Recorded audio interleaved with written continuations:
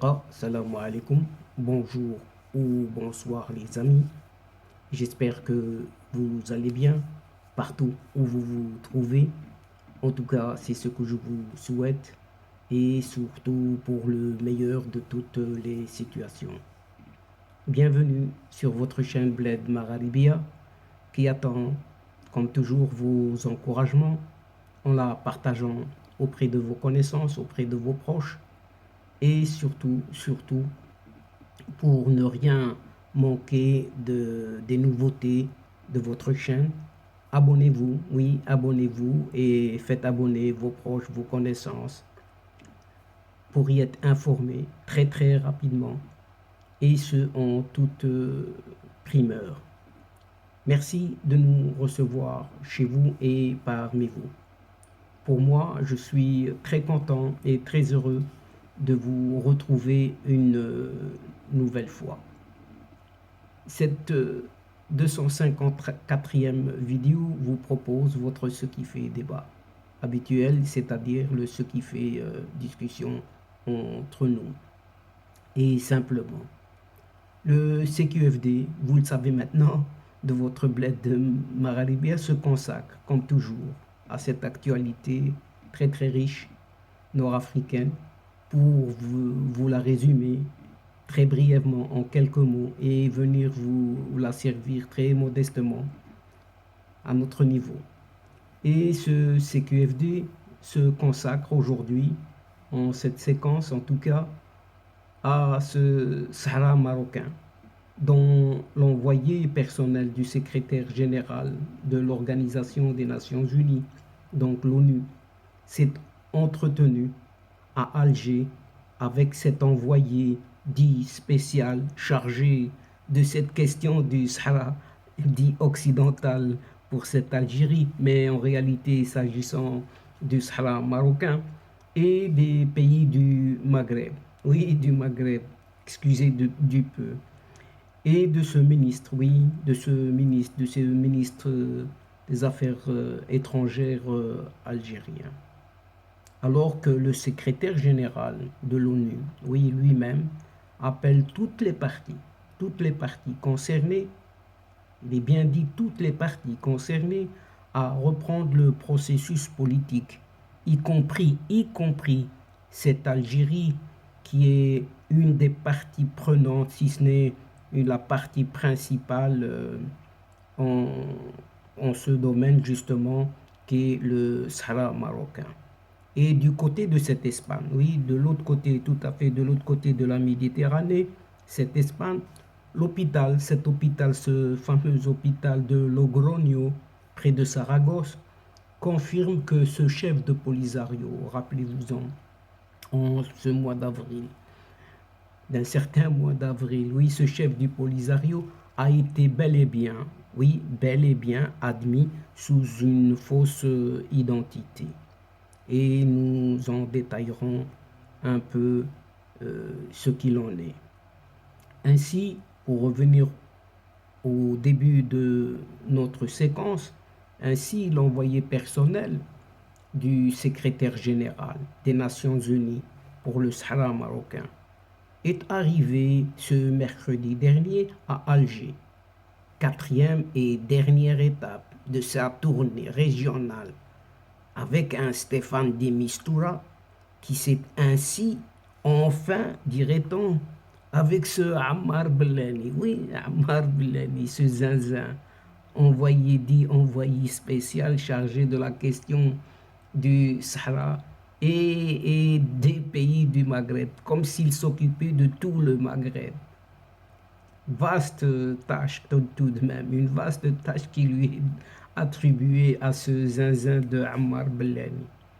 Et dans un communiqué du ministère des Affaires étrangères algérien qui a indiqué qu'au cours des entretiens, la délégation algérienne a tout simplement réaffirmé sa position, la position de principe de cette Algérie, aussi bien sur la question de fond que sur les aspects liés au format. Oui, dit-on.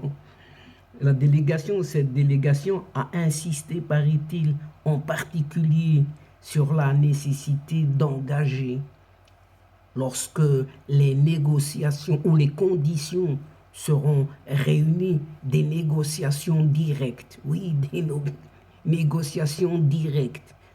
On ne sait de quelle négociation directe s'agit-il. Et de bonne foi. Il paraît que toutes les autres négociations étaient de mauvaise foi. Mais ici, il demande qu'elles soient de bonne foi. Et surtout, sans condition préalable.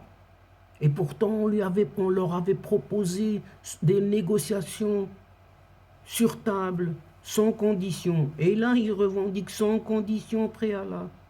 Entre les deux parties, eux ne sont pas concernés. Cette Algérie n'est pas concernée. Les deux parties au conflit. Vous savez lesquels? Le Front Polisario et le Maroc. Simplement. Et qui sont identifiés par ce Ammar Bellani en tant que tel. Sans faisant fi de ces résolutions du Conseil de sécurité. Et pourtant, il y en a eu, jusque maintenant, plus de 18. Allez compter, plus de 18. Oui, mais il ne s'agit pas là de les rappeler toutes les unes après les autres. Et il continue de rappeler, oui, il rappelle cet appel, lequel? Celui de l'UA, cette Union africaine, du 9 mars 2021 au Maroc, rappelons au Maroc et au Front Polisario. Donc cette Algérie qui rappelle aux deux, au Maroc et au Front Polisario, pour reprendre des négociations. Ce Ammar Bellani, oui, ce Ammar Bellani. Et il a insisté en outre sur la nécessité de prendre en compte l'impératif incontournable. Les ordres viennent d'Alger finalement, de ce Ammar Bellani. L'impératif incontournable du libre exercice par le peuple sahraoui. Oui, il a un peuple sahraoui rien qu'à lui, de son droit, un droit imprescriptible à l'autodéterminisme. Oh, sacrée autodétermination, quels que soient les processus envisagés. Tous les processus, mais il n'y a que cette autodétermination. Et cette délégation algérienne, finalement, a également souligné l'importance de réactiver et de revitaliser ce fameux plan de règlement conjoint de 1991. Oui, de 1991. L'ONU et OUA de l'époque, en tant que seul accord accepté par les deux parties au conflit et endossé à 2 reprises par le Conseil de sécurité, faisant fi et écartant toutes les autres résolutions. Le ministre algérien, oui, ce ministre algérien, il a complètement omis, cependant, de préciser que c'est le Polisario qui considère caduc l'accord de cessez-le-feu de 1991. C'est le Polisario qui l'a mis de côté aussi. Ça, il a oublié, mis au placard. On n'en parle pas. Mais l'envoyé personnel de l'ONU s'est contenté, quant à lui, tout simplement et tout doucement, de présenter les contours de son mandat, de sa fonction pour laquelle il a été nommé, visant à relancer le processus politique, conclut cette même source donc. Et ce jeudi dernier, Staffan de Mistura donc a rencontré le chef, oui, le chef de la diplomatie algérienne, Kaisser Mtan Lamamra. Et j'ai reçu l'envoyé personnel du secrétaire, donc Mtan Lamamra qui déclare: j'ai reçu l'envoyé personnel du secrétaire général des Nations Unies pour le Sahara marocain, Staffan de Mistura, à l'issue de sa tournée, qui l'a conduit à rencontrer les deux parties du conflit, le Maroc et, écoutez, la République sahraoui, qui n'est reconnue par quiconque, ainsi que les deux pays voisins, la Mauritanie et l'Algérie, comme si l'Algérie n'a rien à voir dans ce conflit.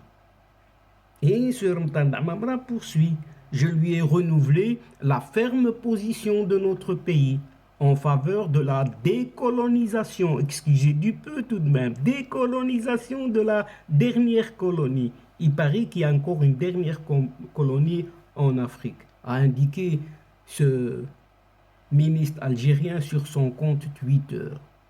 Oui, c'est sur son compte Twitter, ce n'est même pas un communiqué du ministère. Par contre, oui, par contre, le secrétaire général de l'ONU, Antonio Guterres, a appelé toutes les parties. Et là, c'est toutes les parties au conflit autour du Sahara marocain à reprendre le processus politique en vue de parvenir à une solution à ce différend régional. Et il déclare, il est temps pour les parties de comprendre la nécessité d'un dialogue qui tend à aboutir à une solution à la question du Sahara marocain. Un problème qui dure depuis plusieurs décennies, a souligné toujours Antonio Guterres lors d'une conférence de presse tenue vendredi dernier à New York. Et le secrétaire général de l'ONU, Antonio Guterres, a également indiqué qu'il est dans l'intérêt de tous de résoudre une fois pour toutes ce différend au vu des défis auxquels est confrontée la région. Il s'agit là d'un problème qui dure depuis plusieurs décennies dans une région du monde où il y a des problèmes de sécurité d'extrême gravité et où nous voyons le terrorisme comme une menace qui prend de l'ampleur, ce qu'a ajouté Antonio Guterres. Et Antonio Guterres a également cité dans ce cadre les problèmes de sécurité dans la gestion du Sahel, en indiquant que nous constatons de plus en plus ces problèmes sur la côte. Et à la lumière de ces défis, de tous ces défis, il est temps pour toutes les parties,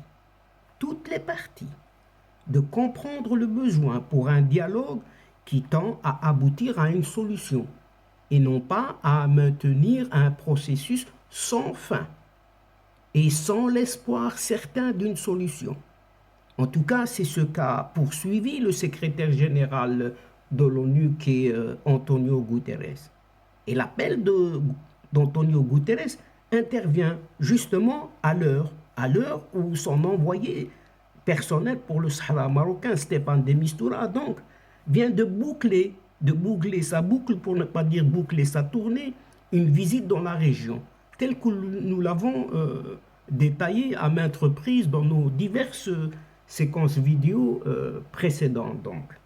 Donc, à titre de rappel, juste à titre de rappel ici, ce déplacement de Stéphane de Mistura s'inscrit dans le cadre de la mise en œuvre, de la résolution 2602 du Conseil de sécurité adoptée le 29 octobre dernier, dans laquelle cette instance exécutive de l'ONU réitère tout simplement du monde son appel aux parties, à toutes les parties, en l'occurrence le Maroc, l'Algérie, la Mauritanie et le Polisario, à reprendre le processus des tables rondes, ni plus ni moins, et dans un esprit de réalisme et de compromis pour parvenir à une solution politique, réaliste, pragmatique, durable et basée sur le compromis justement. Et ainsi, et ce qui est fait entendre à cette Algérie finalement, apparemment sourde, oui, elle est dans un dialogue de sourds, en tant que partie entièrement impliquée dans cette problématique du Sahara marocain. Et s'il y a négociation, elles ne peuvent avoir lieu que dans le cadre de cette autonomie proposée par le Maroc, autonomie des provinces du sud du Maroc, sous souveraineté marocaine, ni plus ni moins. Une proposition, rappelons-le tout de même, du Royaume du Maroc qui date depuis 2007 déjà. Ça fait un bail. Et d'un tout autre côté, chers amis, cette fois en Espagne, oui, cette fois c'est de l'autre côté de la Méditerranée, en Espagne, l'hôpital de Logroño confirme que Brahim Ghali, alias Mohamed Ben Battouche, a été bel et bien admis sous cette fausse identité. Enfin, enfin c'est dit. Et c'est dit, oui, parce que l'assistante qui a enregistré l'entrée de ce Brahim Ghali, dit Mohamed Ben Battouche, à l'hôpital de Logroño, en Espagne, a été identifiée par la police sur ordre de ce juge, Rafael Lasala.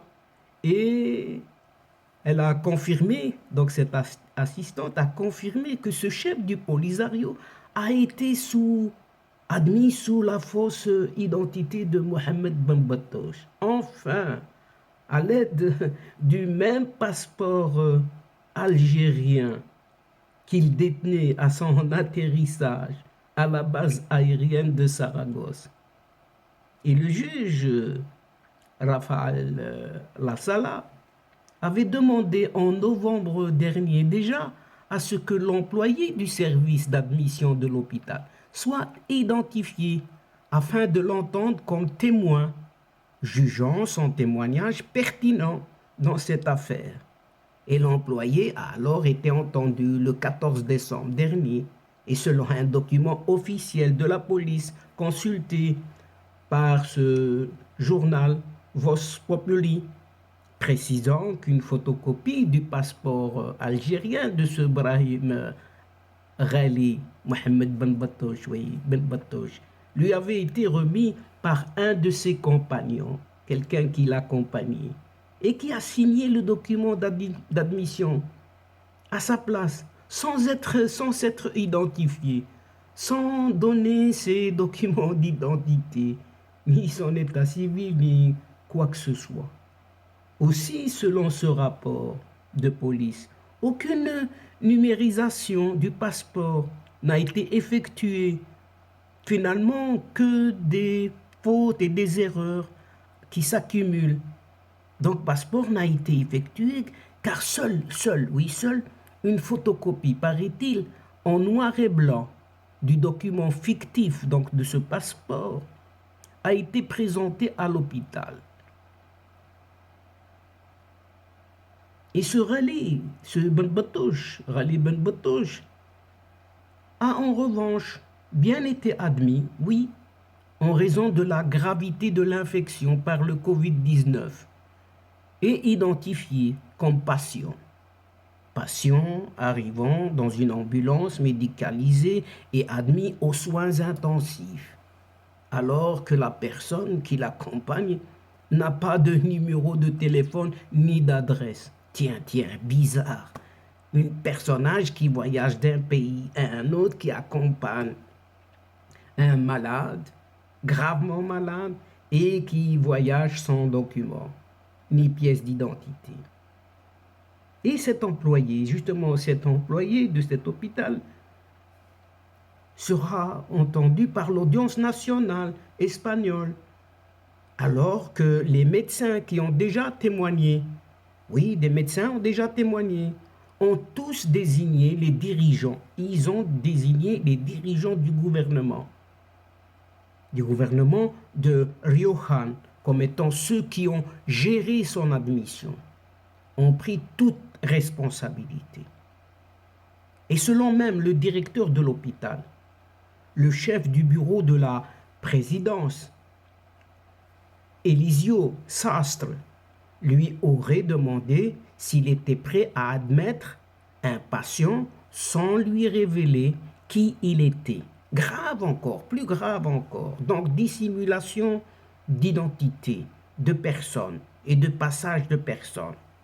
Et pour le juge Rafael Lasala, les autorités étaient donc au courant plusieurs jours à l'avance de l'arrivée de ce Ghali Ben Battouche, alors que 2 affaires pénales étaient ouvertes contre lui, contre ce Ghali, et que la police cherchait déjà à le localiser.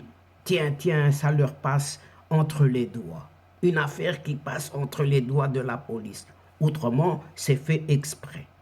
Et le juge Lassala compte maintenant, et cette fois-ci, sur l'audition de ce directeur adjoint de la police nationale pour en déterminer si ce ministre de l'Intérieur était lui aussi au courant avant ce scandale de la visite en Espagne de ce chef séparatiste du Polisario, Rally Banbatoche. Et donc, chers amis et chers adeptes, c'est ici que se termine cette séquence en prenant congé de vous, mais néanmoins, nous espérons vous retrouver très bientôt avec un immense plaisir, comme d'habitude, pour vous relater d'autres sujets, d'autres thèmes lors de prochaines vidéos de votre Ce qui fait débat ou tout simplement ce qui fait la petite discussion entre nous à chaque fois. Un tout grand merci pour votre confiance, votre fidélité, votre patience et surtout votre participation, de nous écouter, de nous suivre jusqu'au bout des séquences, vos séquences, mais néanmoins, ne nous oubliez pas en nous aidant mutuellement ou en vous y abonnant et de faire abonner vos proches, vos connaissances, partout où vous trouvez, afin d'y être très nombreux et aussi d'être informés très rapidement. Mais surtout, n'hésitez surtout pas à partager au grand maximum les séquences vidéo de votre chaîne. Mais n'oubliez pas non plus de liker, oui, liker au grand maximum et d'appuyer sur la petite cloche. Pour moi, il ne me reste plus qu'à vous dire au revoir les amis. الأصدقاء السلام عليكم ورحمة الله تعالى وبركاته. À la prochaine fois et à bientôt. إلى اللقاء في حصة أخرى إن شاء الله. مع السلامة.